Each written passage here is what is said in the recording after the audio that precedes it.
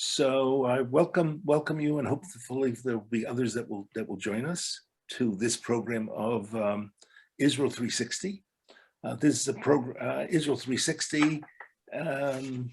Cheryl, we've been doing programs for 4 years, trying to do a program centered on aspects of Israel, everything from culture to agriculture to all different kinds of programs to give people a better sense of the complexity of the country, that the Arab-Israeli conflict is not the only thing that's going on in Israel, but it's a much more complicated and wonderful place. So today's program is going to be focused on the Yad B'Yad, hand-in-hand schools, which I have visited. Maybe some of you have visited as well. I've only visited the school in Jerusalem, and it's one of the most exciting places that when I go to Israel, that as far as I'm concerned, you can visit. Just a quick commercial. Our next program, we try to do a program every month. Our next program is going to be on April 3rd, which is a Sunday, again at 10:30, with someone named Sharona Schneider, who is someone who lived here in Portland and went to Portland State, and is a Nigerian Israeli, and who started something called Tuesdays for Trash, a program that she started here in Portland, has brought it to Israel. She lives in Israel, and also brought to Nigeria. So that should be very exciting. Again, that's April 3rd. So my job this morning is to introduce Lee Gordon. My pleasure to introduce Lee. Lee is a native Portlander who lived in Israel for 2 decades, actively involved in Jewish-Arab dialogue, and has a master's degree in social work from the Hebrew University, is a veteran social activist and community organizer. You know what makes Lee? It makes Lee a Kochleffel. Do people know the term Kochleffel? It means a pot stirrer, someone who is not satisfied with everything as it exists and really wants to improve things. So and as such was involved in the founding of the first Yad B'Yad school. Lee is married, has 3 children, and is involved in building a network of international support for Yad B'Yad. And I think your title is Executive Director of the Friends of Hand in Hand. I've always enjoyed Lee's friendship and Lee's involvement, and so I'm going to turn this over to Lee, who will introduce our speakers in Israel. Lee. Thank you, Dan. I really want to speak just very briefly and introduce my wonderful young colleagues, Noa and Shada. But I'll just preface it to say that, as many of you know, 22% of Israeli citizens are Palestinian Arabs and roughly 78% are Jewish. And one of the main characteristics that defines the relationship between these 2 communities is separation and segregation.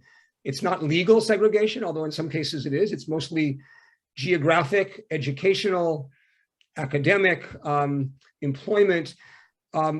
Where the separation is most profound is among young people, because outside of hand in hand and a few other examples, Arab children in Israel and Jewish children in Israel do not meet. They don't go to school together, even when they live in the same communities, such as Haifa or Jaffa or Akko or Jerusalem. And hand in hand was created to help break down that separation and build a model of partnership and shared society. And I really will stop there, because I think that Noa and Shada can speak. And if I will put some things in the chat and maybe I'll speak a little bit later, but I'll introduce Shada. Shada Mansour is one of the founding parents or one of the early parents of our young school, which is situated in Beit Berel. Jewish kids come from the city of Kfar Saba. Most of the Arab children come from the cities of Tira and Taiba. She has kids at the school, but in addition to being a parent, she was the community organizer at our school, because every place we have a school, we have a community organizer that organizes events beyond the classroom. And now she is becoming the director of all the community programs, if I'm not mistaken. So her role is, she has many, many hats and works really hard, but I think probably the most important role is she's a parent of wonderful kids in the school. Noa Yammer and Shada is Palestinian Israeli. Noa Yammer is Jewish Israeli, originally from New Jersey, and for about 10 years has been the director of international communications for Hand in Hand.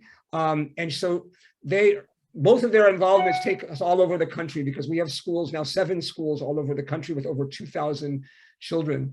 So I think Noah will start. I know that we're going to share a short 2.5-minute video, and they'll speak briefly, and then there'll be times for questions and discussion. And any question you want to ask is legitimate. You don't feel embarrassed to ask something if you don't understand. And I will put some answers to some things in the chat, just basic facts about Hand in Hand, and also our website as well. Thank you so much for coming and getting up an extra hour earlier. We moved our clocks back. We'll get used to it quickly. And I'll turn it over to Noah. Thanks, Lee. And thank you for being here. It's really nice to speak to you. In just a moment, Brad, we're going to put on the video, but I'm just going to introduce myself. So my name is Noah. I grew up, as Lee said, in New Jersey. I've been here for almost 20 years, and I've been in Hand for almost half of that. For around 9 years, I've been part of Hand in Hand.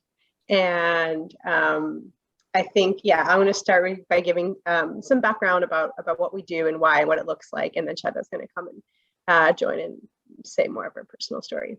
But first, I think let's start with video. Let's see what it looks like, and then we'll go a little bit deeper. Brad.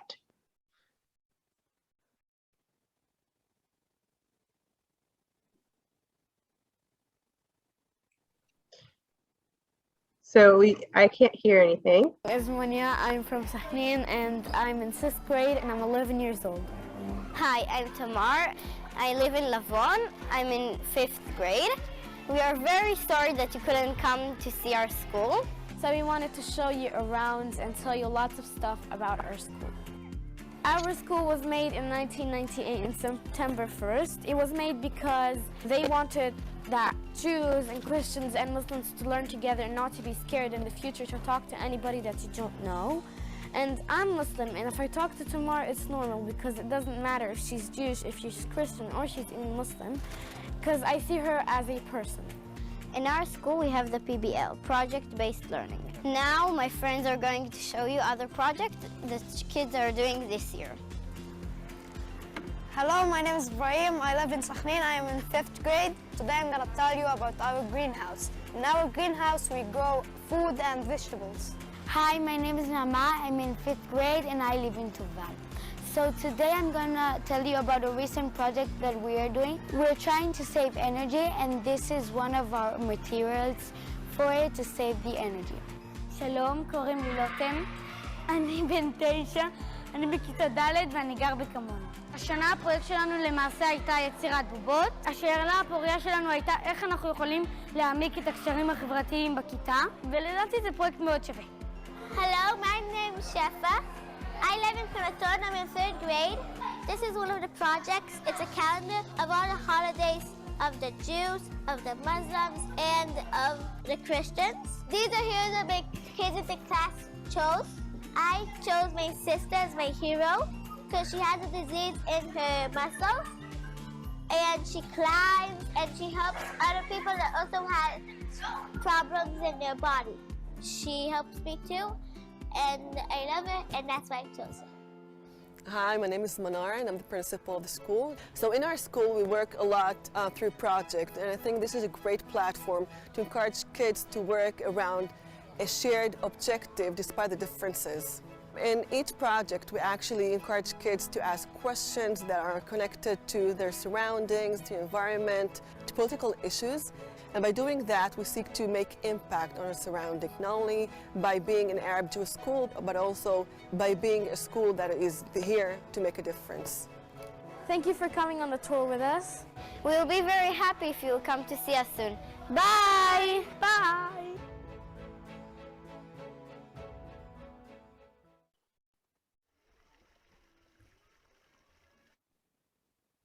Thanks, Fred.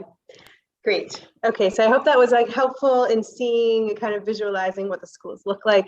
So I'm going to go back. I'm going to even repeat a little bit of what Lee said, because if you think about before we dive into what we do, we have to have like a little bit of the big picture of the background. And so we think about the school system and the way the school system is set up, public school system in Israel.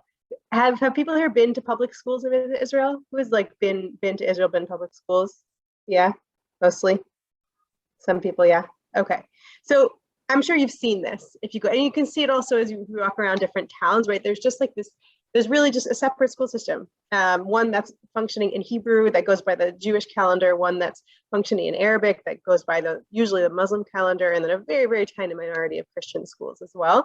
And that's how it works, right? So a child is born and they turn 3 years old, and when they turn 3, they enter into a classroom, but they're not necessarily entering into the classroom that's closest to them or the same classroom that their neighbor is going to. They're entering into the classroom that's closest to them that also fits their demographic, right? That's an Arab or a Jewish school. And inside those classrooms are all other kids from that same background.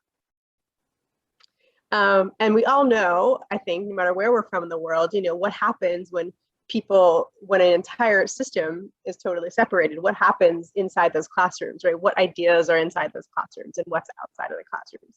And what kind of ideas do we start to learn about those kids from those other schools who we've never met and won't ever meet until we're much older, right? We're getting a lot of information. Children get a lot of information about who those people are over there from their parents or from the media or from what they're experiencing in their own lives, from stereotypes that start to build. And I think we all know that it's so easy to build stereotypes when we don't ever meet real people, right? When they're far away and they're in another place and I've never met them, and the system is set up so that I won't ever really meet them. And there can be all this kind of fear and anger and hatred and violence, right? That ends up building up. And you know, every adult that you've ever met in Israel went to a separate school, right? That's the school system. Of course, that's going to impact who our leaders are in the government and in our companies and in a civil society, and right, every person grew up separately. And so it also limits our imagination. And that's really the background on which Lee and a group of people came together and said, we want to create something different. We think our kids can be in a classroom together. And in Jerusalem and in the Galilee in 1998, where it's already over 20 years ago, groups of parents said, okay, we're going to have these 20 kids do this experiment and be in the back of a small school in Jerusalem in this classroom. They're 5 years old. And then those kids grew up, and then they were 6 years old and 7 years old and 12 years old and 15 years old, and they graduated from high school in 2011. That was our first graduating class, so hand in hand. And as Lee mentioned, we've grown since then to now have 7 schools around the country with over 2,000 students. And what we see is that a lot of people want to be a part of this. There are a lot of people who sign up for the schools. In certain schools, we have waiting lists of people who really want to take part in this. And I think we're really offering this option for the people, you know, even in Israel, even if you believe in living together, there's no real way to do it. There's just no way to do it. You could have all the ideology, right? It's really easy to believe in peace or in shared living, but it's much harder when you start to want to practice it. And also because there's really no place to meet. And so what we're seeing is that we're offering these spaces not only as spaces for children, but also for parents and families in our communities. And that's where Shada will even give a little more depth on our community section. No, the schools that we're running are public schools. They're funded by the Israeli Ministry of Education, just like any other school, but that only covers around 50% funds around 50% of our activities. And the other 50% is covered both by parents who pay a small parents fee and philanthropy. And that includes support from many people, many of you in Portland and around the US and Europe, and also right here in Israel by both Jewish Israelis and Palestinians who are donors and are supporters of this mission. And what we're seeing is that as we grow in terms of building more schools and getting more students into our schools and building our community work, more and more people, not only people, but also institutions are partnering with us, both within the Ministry of Education and also different community centers, and kind of expanding our reach and our impact beyond just the schools themselves.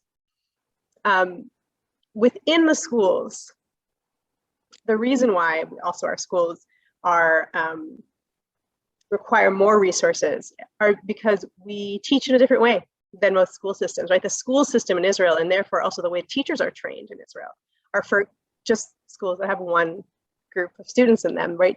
We have to train all of our teachers for how do you teach in a bilingual classroom, right? How do we teach Hebrew and Arabic, which is one of the main principles in the schools. The kids are learning from the time they're learning to read and write, and they're like on their little chairs in their kindergarten, first grade classrooms, they're learning to read and write in Hebrew and in Arabic. We have a shared calendar where we celebrate the holidays of Jewish and Muslim and Christian families.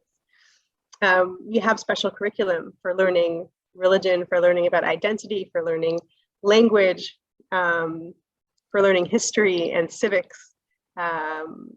We have special dialogue programs for learning how to talk to each other in moments of tension, right? How do we deal?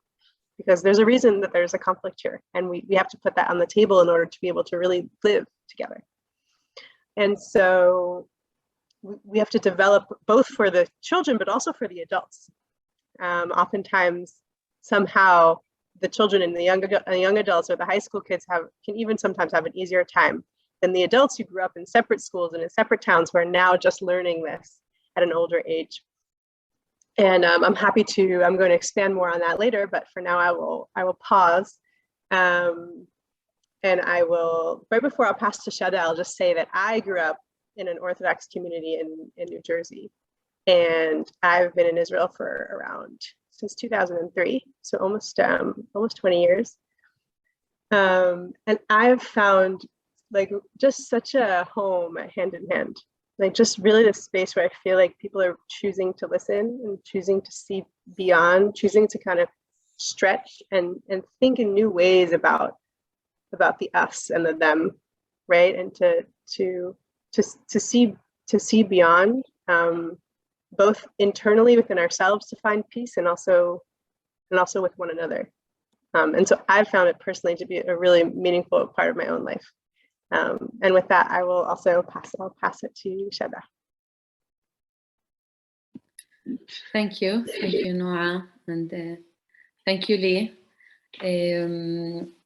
Thank you, Danielle, and everyone for inviting us, inviting me and Noa to tell our story. Wow, it's really exciting every time to meet new people and that wants to hear about our work and our communities and schools. My name is Shada Mansour. I live in Taibe. It's in the center of the country. As Lee said, I'm the director of community department and a member of the senior management team at Hand in Hand. My daughter Nai is also a student at Hand in Hand. She's in third grade now. I would love to share about a little bit of my story and to tell more about me. I grew up in a town called Taibe, which is a Muslim Arab town. My grandparents were born there, and their parents too, for as many generation as we know about. And actually, I loved growing up in my city. I had a wonderful, warm childhood with a lot and big, warm family, a lot of friends, very social mother and father. Most of my favorite memories happened during my childhood.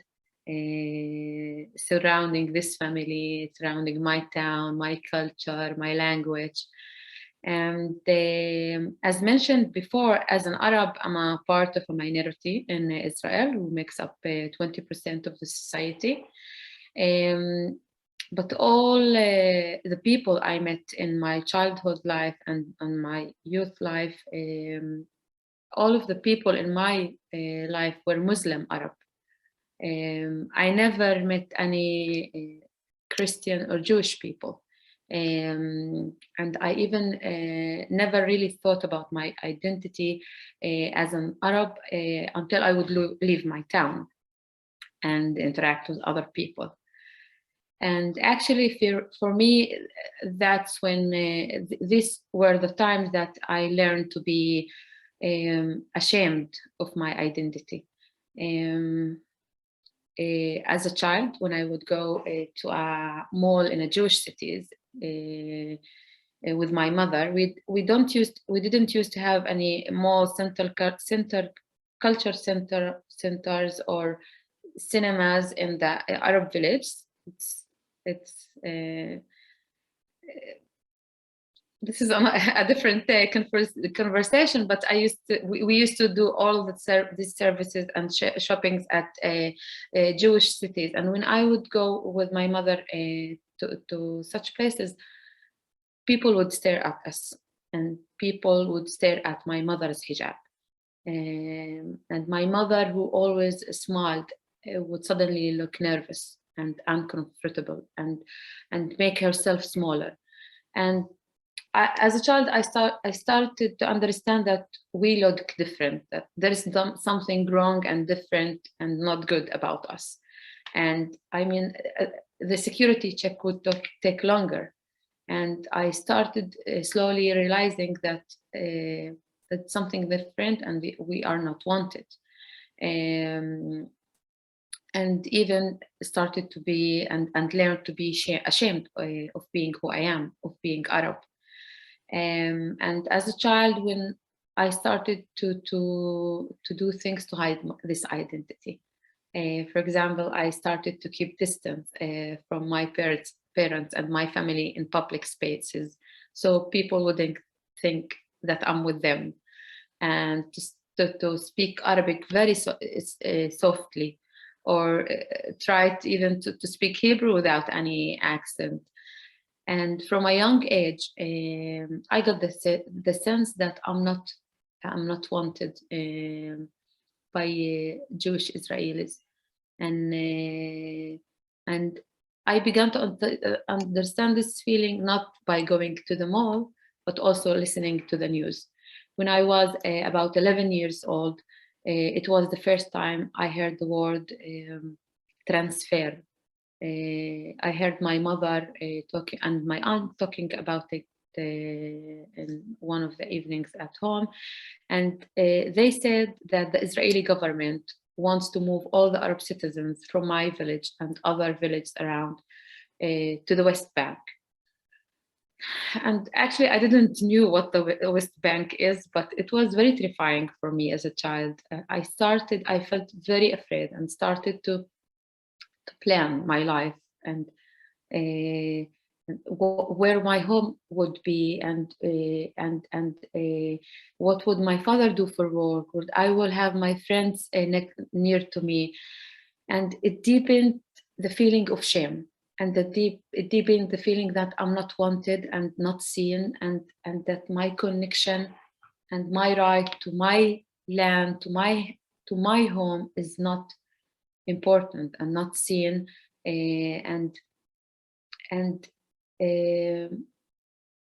This feeling continued with me even when I went to the university. I lived about 4 years in Jerusalem, never had any real relationship with any Jewish people around me. The feeling stayed with me, and I continued to try to raise my Arab identity. And because I felt the racism and felt so unwanted by Israelis, the separation just continued with me, and I became part of it. I didn't want any friendship or real relationships with Jewish Israelis.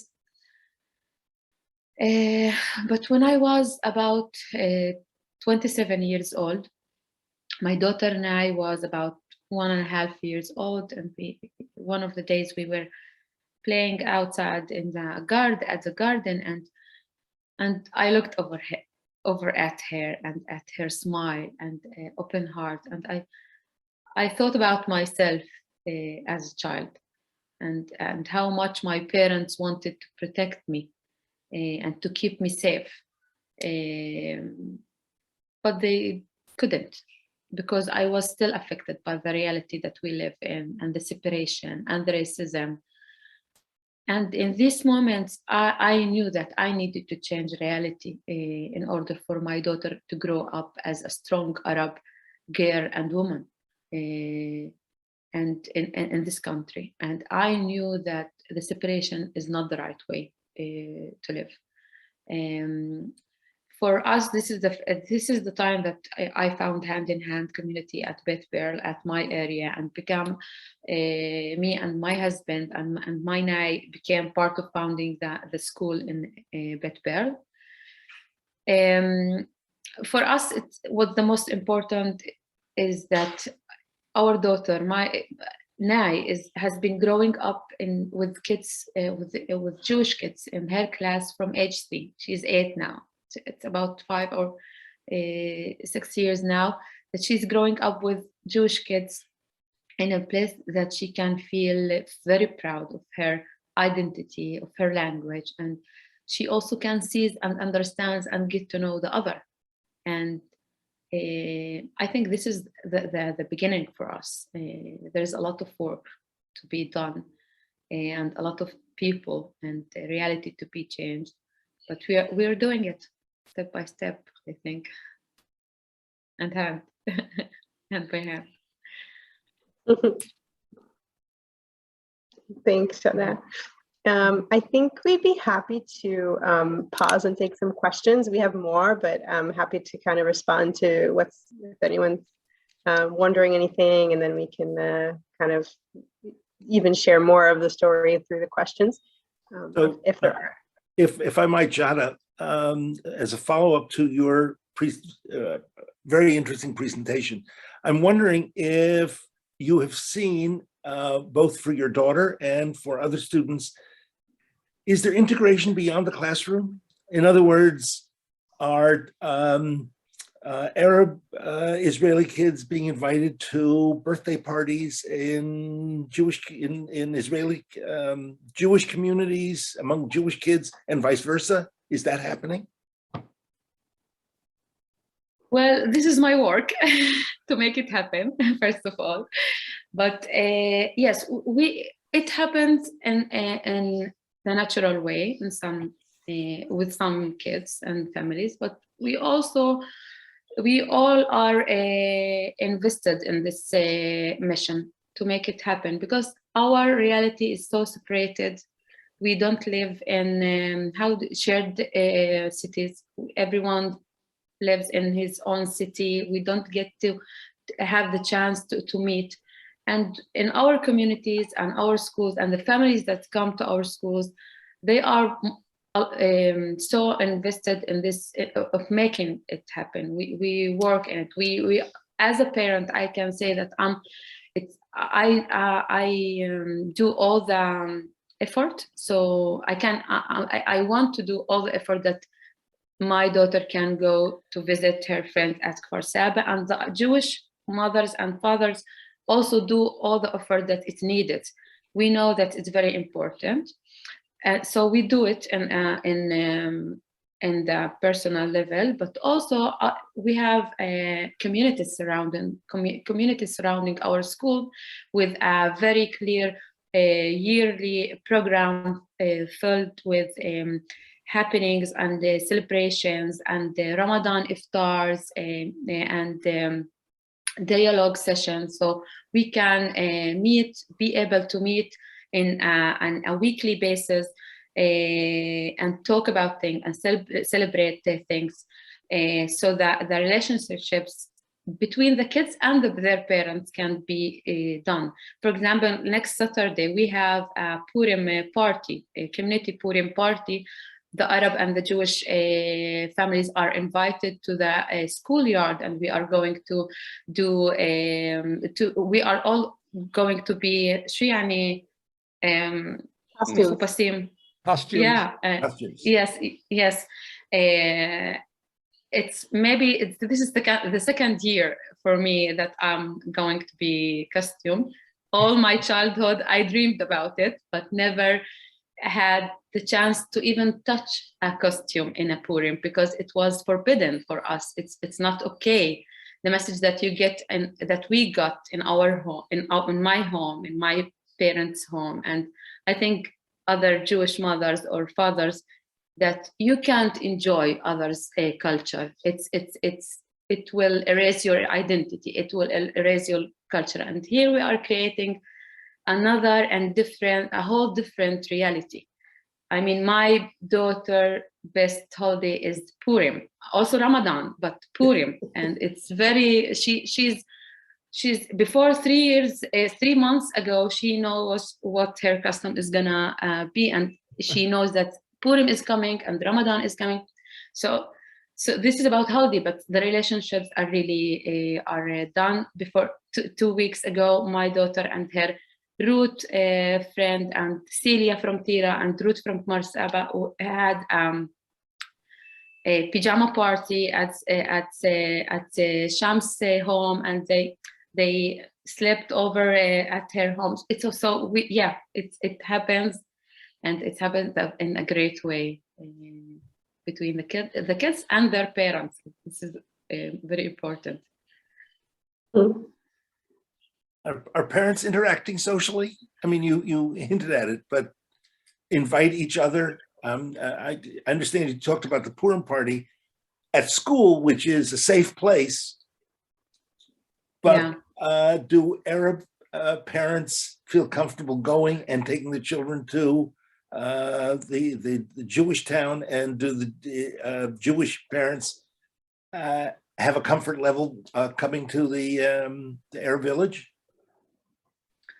Yes, we help it in our communities to be happy to be done. It's not easy it's מה זה ברירת מחדל, כאילו נקודת התחלה, the starting point. The default, yes. Sorry, I apologize for my English. It's the third language for me. Terrific. The default is for us is to go to the Jewish cities and to because there is a lot of parks and malls and culture centers. So the default for us is to go there. But what we do is insist on bringing the Jewish and Arab families to events in the Arab village. And in October, I think, or November, we had a story hour at a coffee shop at Tira. It's an Arab village. All of the Jewish and Arab families came.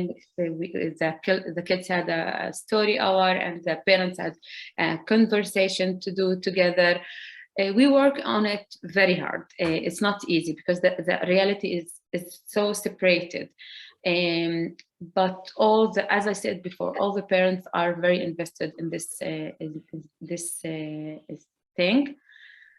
I can say that even in last year in the May events, when it was very difficult to meet, and even though you want to do this step and to go and to meet the other or your friend, Jewish or Arab friend, it was very difficult and terrifying things to do. We insisted in that. It was a very clear thing that for us that we need to continue this routine or life routine of being together and meeting even in the sensitive times or war times.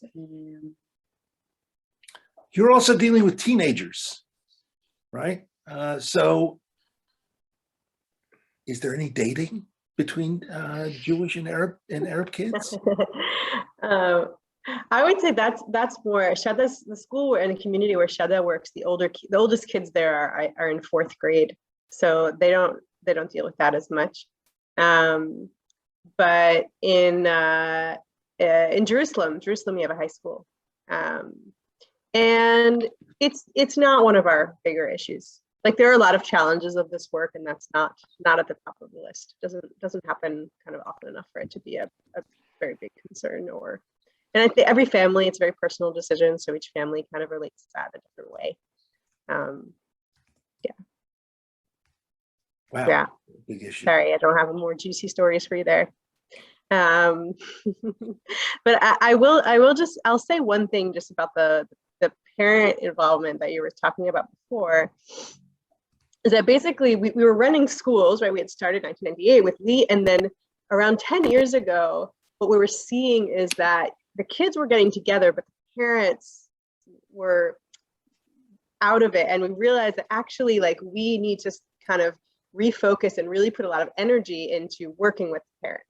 And then when it became actually not just the parents, but with adults, right? Because we want kids, kids, their job is just to be at school and go to school and be kids. We don't want to put that burden of change the world on their shoulders, right? And if we want to look out and make change, that's on us. That's on the adults. And we wanted to have spaces where adults can really come together, both build relationships and trust, and build community, and then also to kind of look outward and say, what can we do together? Like, what kind of action can we take as a proactive shared community? And how do we build our power in our society?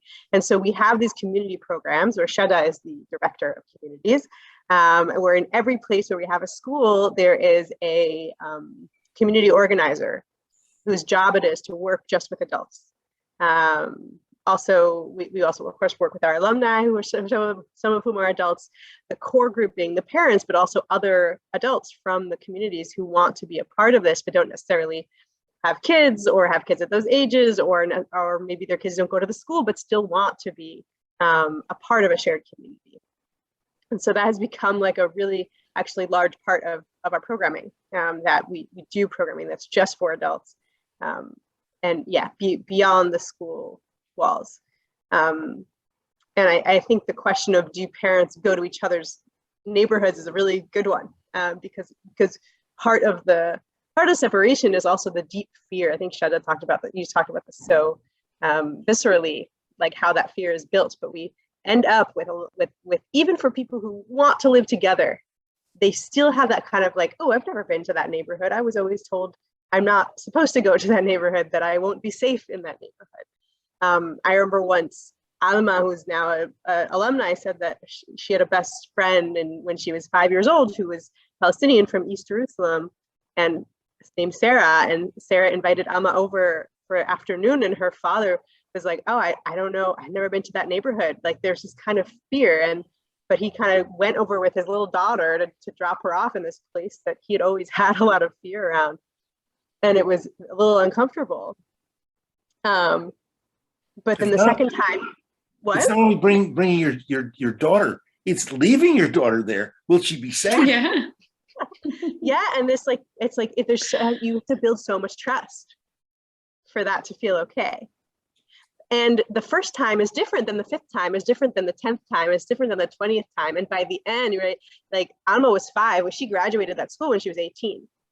By the time Alma was 18, her parents felt very comfortable.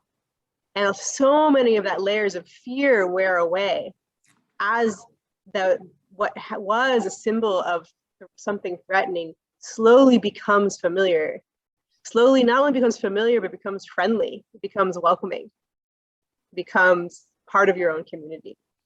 So we kind of can watch that process happen with adults and with parents. And it's slow, we kind of have to honor our own fear and at our own pace. But that transformation is really possible. Lee wrote in the chat about the difference between Arab families who come to the schools because they understand this is a better education than they might get in their village, what characterizes the Jewish families that decide to send their kids to a Yad B'Yad school? Shada, do you want to answer? Do you have an answer to this? I think it's, first of all, looking for a good and modern and alternative education. Is right for the Jewish and Arab.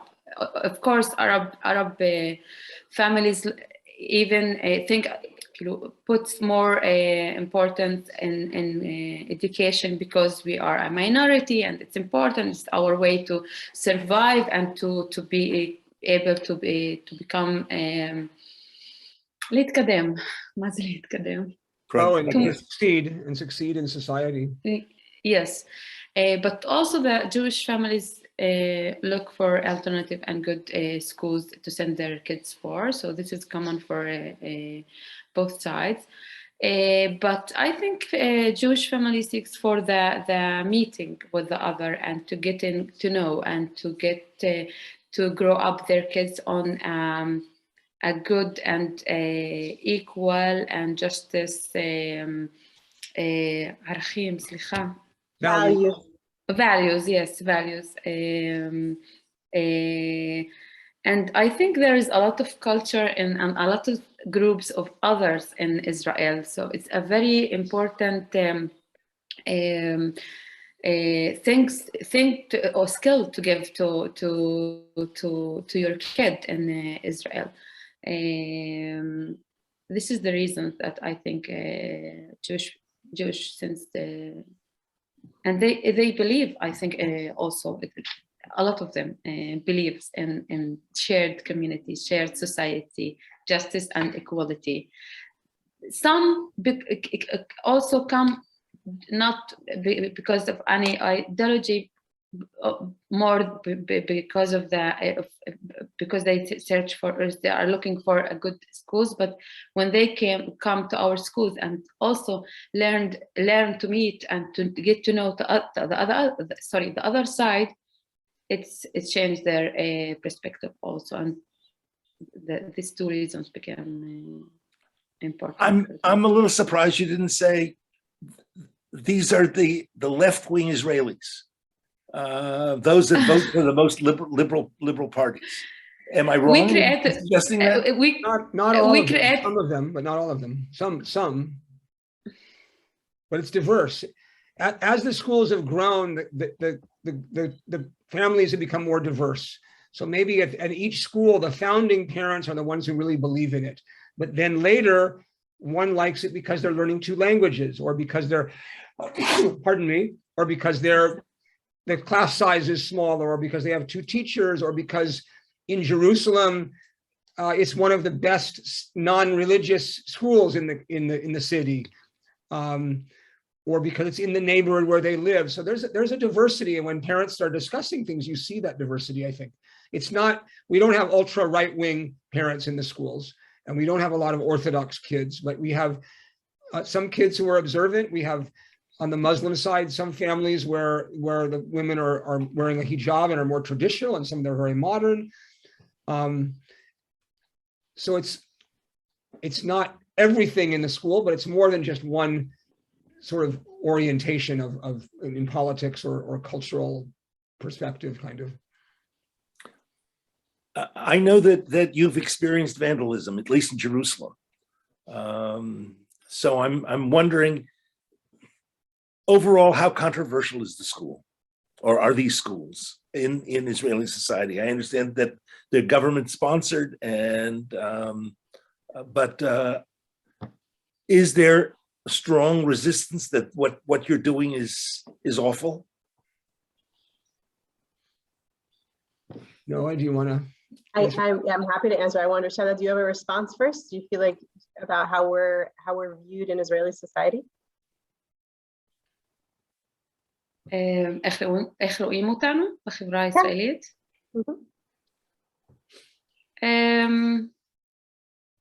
Some people have the courage and they come and they are with us. some people say it's nice thing, it's important thing, but don't have the courage to do it. Because I understand these people. I don't judge them because it's a very complicated reality and situation that we are living in. But I think that our idea, our schools, our community are very strong. That we managed to go through wars and sensitive events and times, and we מחזיקים מעמד. We're resilient. Although the reality, we manage also to impact on in wider circles than our parents, and we also manage to impact on people who works in the education ministry. We also manage to impact people in the local government, municipal government. Yes, thank you, Lee. We manage to impact a lot of people, and we are managing and we are doing a lot of work and effort to get our work and schools and communities more and more wider and impacting. Every year we have a war in Israel, and we, after all the war, every war, we still stand very strong and still have a very strong schools and communities. And I think this says a lot about our work, and also gives a lot of hope about the society and the place that it gives me a lot of hope. I believe that there is a place for our schools and communities and idea, and we are continuing doing it. I hope I'm understood. Yeah, I'll add on something if that's okay. Yeah, Israeli society is really big and broad and really wide spectrum. So it's really hard to say, how does Israeli society view who we are, what we do, because there's just such a wide range. It really depends which piece of society, which part of society, when, right? People are different moments or have different, and so yeah, it's just so depends. So there's like large swaths of society that I feel like we get a lot of kind of a big kind of embrace, and they find a lot of hope in what we're doing. There are definitely parts of society that really don't like what we're doing, right? That like, as you mentioned, I think already 5-6 years ago, there were people who came into our school in the middle of the night and set the classrooms on fire, right? Those were Jewish extremists. And these are people who really feel like those are our enemy, like those people are the enemy. Why would you ever be in a classroom with them? That really find it to be dangerous to live together or to learn together or to try to create some kind of shared lives. And those people are still around. They're still here. I think that those people oftentimes that use violence to get their point across, and violence oftentimes is louder. That's what the news likes to cover.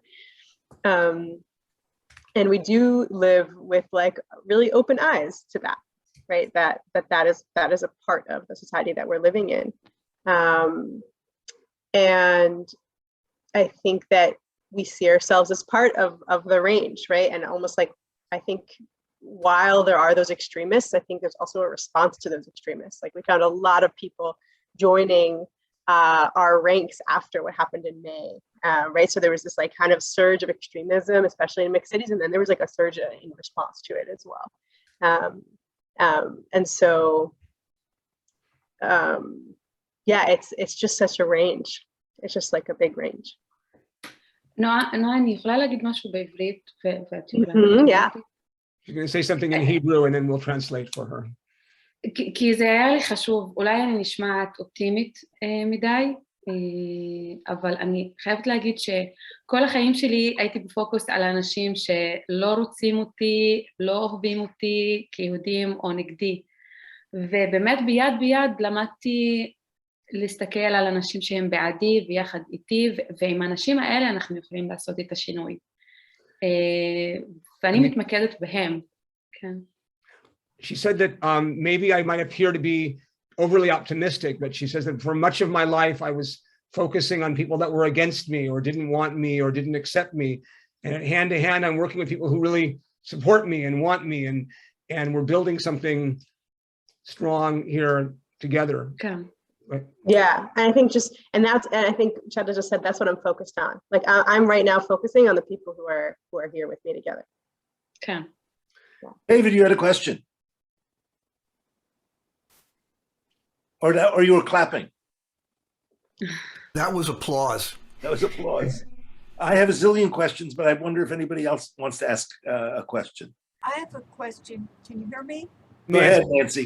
Speak loud, Nancy. But it looks like you're okay. Is there any objection from any of the Palestinian people or Arabic people?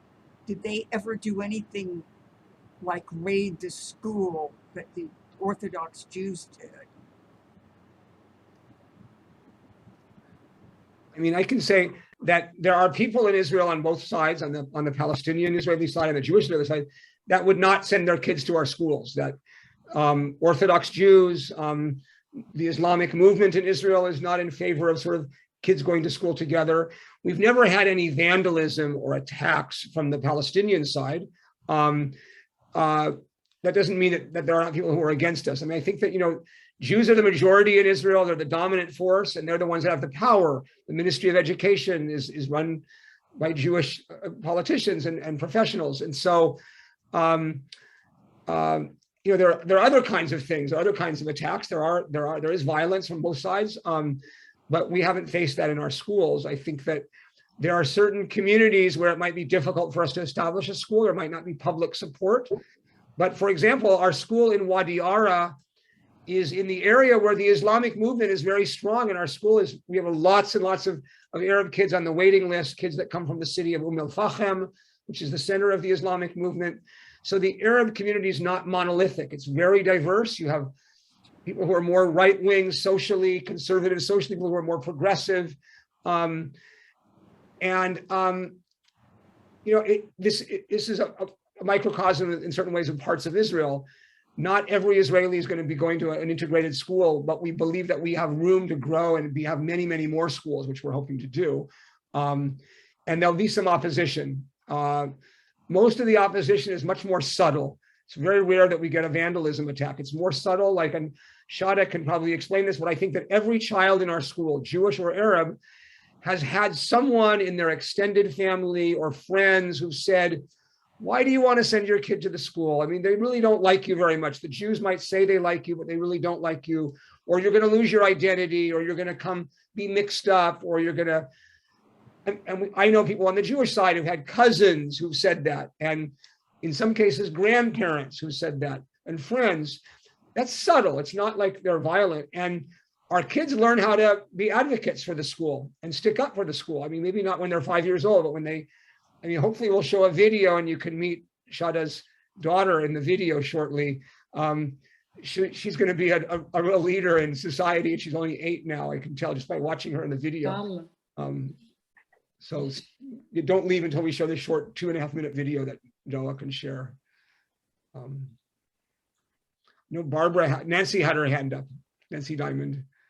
Go ahead. Nancy. Thank you. Thank you for doing this. I always enjoy Lee and your work. I guess just listening, I know I came a little late. Would you say the community that's doing this is very insular? I guess what I was sort of thinking as you were talking is, what community service might these kids do to kind of, to infiltrate into the rest of society? Do you know what I mean?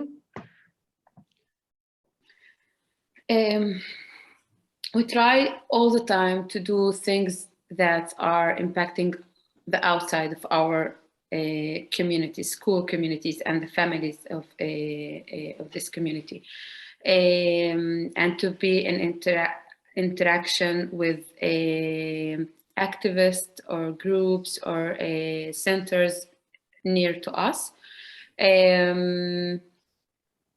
by organizing dialogue sessions, meeting with other activists, doing happenings and parties and celebration in holidays in Jewish and Arab places and centers that inviting a wider audience to our events. We are trying to be in collaborate. We try to all the time to collaborate with other. Like 2 years ago, we did a Purim party in a center culture in Kfar Saba that they came to us first and asked us to help them to make their events and their programs more متآم سليخة ما زي متآم appropriate. Yeah, I think inclusive to the Arab neighbors that came all the time to this center, and all the events were in Hebrew. So we did a bilingual Purim party and a story hour, a bilingual story hour in the library. So all the time we are working on impacting wider circles that surrounding our communities and schools, but also on the countrywide. We are trying to be in collaborations and to impact in the countrywide level.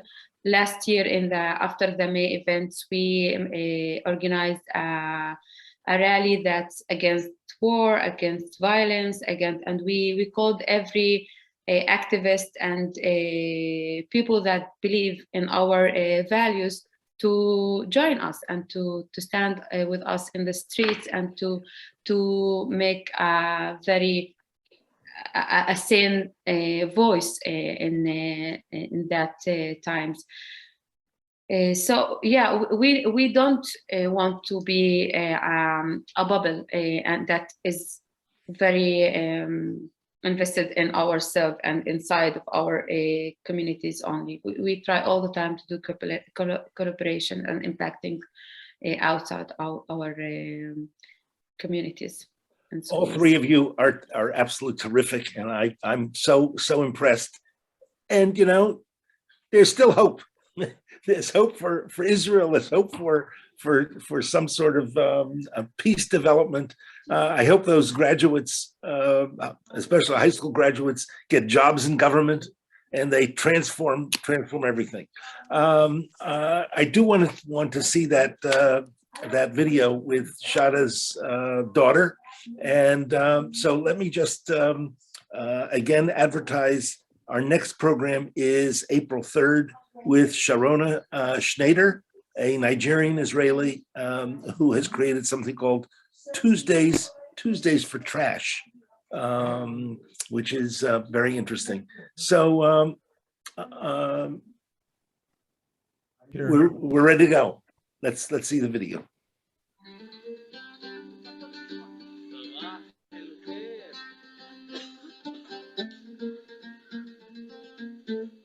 Hello, welcome to our school, Yad V'Yad. My name is Noa Yammer Mansour. I live in Syria and I'm 8 years old. Hello, my name is Yuval. I'm 8 years old. I live in Moshav Chagol. Me and Yuval were in the same class.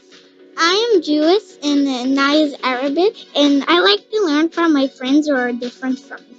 I like art, especially drawing. I like math because it's a lot of science and it's really interesting. This is our classroom. In our school, we celebrate Jewish and Arabic holidays. Sometimes in the holidays, we teach the younger kids. It's fun and I feel like older. This is where we do our morning circle. It's special at our school that we both Arabic and Jewish learn together. I really like to learn Arabic because it's interesting and it's like a new language and I like to discover it. Being part of an integrated bilingual school gives our students the opportunity to see the other as a partner and not as an enemy. In our school, we put emphasis on critical thinking. We allow our students to ask questions, explore in order to find themselves. Being part of this family fills me with joy, fills me with responsibility. I love coming here every morning to join these kids, to learn from them, to be part of this social revolution in order to make a better future.